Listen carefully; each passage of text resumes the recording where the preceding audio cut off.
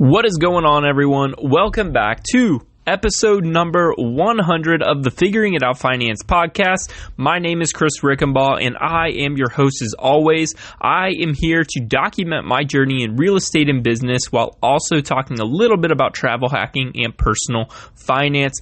You can find me everywhere if you go to figuringitoutfinance.com, where you'll find all of my social links. You'll find links to the podcast wherever you listen to podcasts. I post daily on Instagram and TikTok, and that is how you can stay up to date daily on what I am doing, because I walk through my flips, I give advice and pieces about what I'm doing in my business throughout the week. So you can stay up to date on everything if you go to figuringitoutfinance.com. And also, if you're in the Charlotte area, you can hop on that website and you can join my buyers list, because we are going to start wholesaling here in the very, very near future. So go ahead and sign up through that page and get on that list. So today, super exciting. This is the 100th episode, and I think I missed a number somewhere in there, or had a duplicate. But anyway, this is going to be episode number 100. So it has been something that's been chugging along in the background. I've done a little bit of, I've been on the microphone before, especially for my job when I was back in college, and that kind of got me comfortable with talking and public speaking. So, this is just another one of those ways to just get better at it. So eventually I'm going to be bringing people onto the podcast to talk about real estate, to talk about personal finance. And I wanted to talk a little bit about, what the whole goal of this podcast is, some of the changes that I'm going to be making, and, why haven't I had guests on yet? So stick around for that last one. But I'm going to start right at the top of that list. Is the whole goal of this podcast is to be able to document my journey. And I've heard this, from people left, right, and center, that, to be able to do this, and, or not to do this, but, you shouldn't be trying to create this entire new thing. I was actually listening to a podcast yesterday about it. They were talking about personal brand, and they said, all this information, how to buy houses, how to get your finances in order, this is it's all free out there. All of that information is free. I learned how to flip houses through podcasts and books. I learned about rental properties through books, and then it came actually into talking to the people about that thing in your local market, and you knew what to say, you knew how to look at properties, and then it just came down to the people part. So, all of this information is free.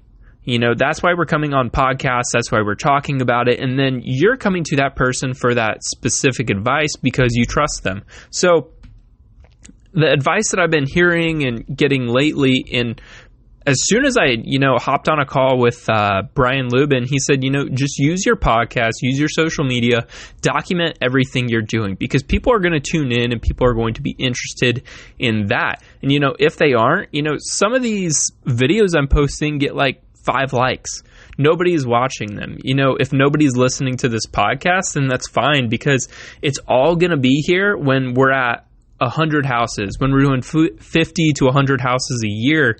And I'm going to be able to come back to this certain podcast just for myself and see, man, what was I doing on house flip number 1? And I have that all documented on here, from quitting my job and looking for that first house. So it's going to be interesting to listen back and see where my mindset was at that time compared to house flip number 100. So, I was able to document some of the books I'm reading, some of the mindset changes, some of the travel hacking trips, and I'm really just documenting everything that I'm doing, whether it's the house flips, the updates, my goals, books, creative strategies I'm using in my market. And that is the entire goal of this podcast.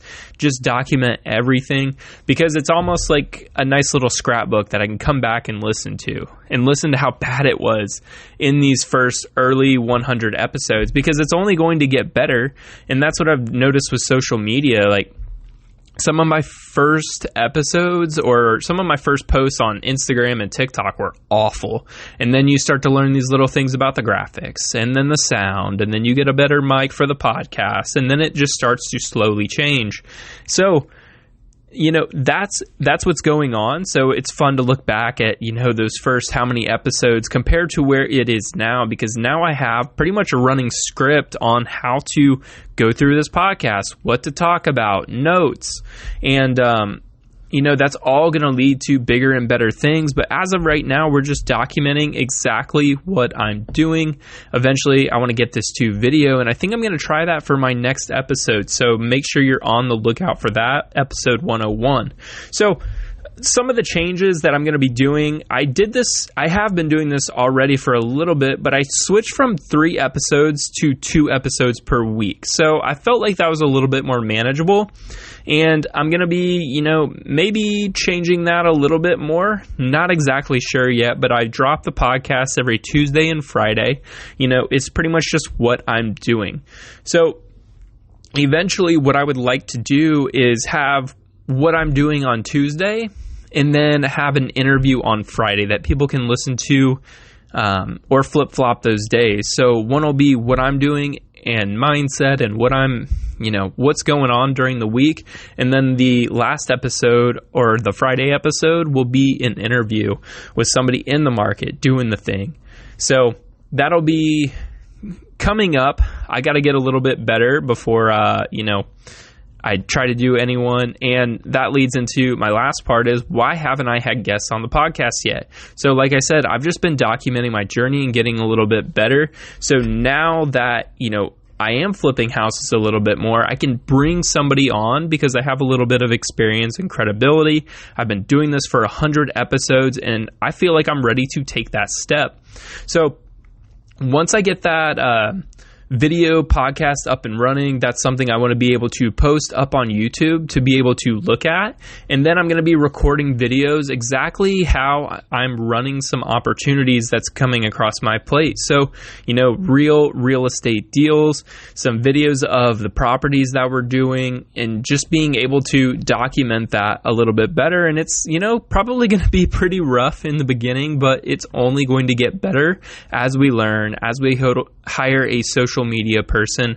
So that is the first 100 episodes. So documenting my journey in real estate, and looking back to this first episode, it's just a bit about me, where to start, and it's a little bit more focused on money. And then I go into the Rich Dad Poor Dad series, my first live and flip. And if you want to go all the way back, episode number 23 is when I bought my first flip.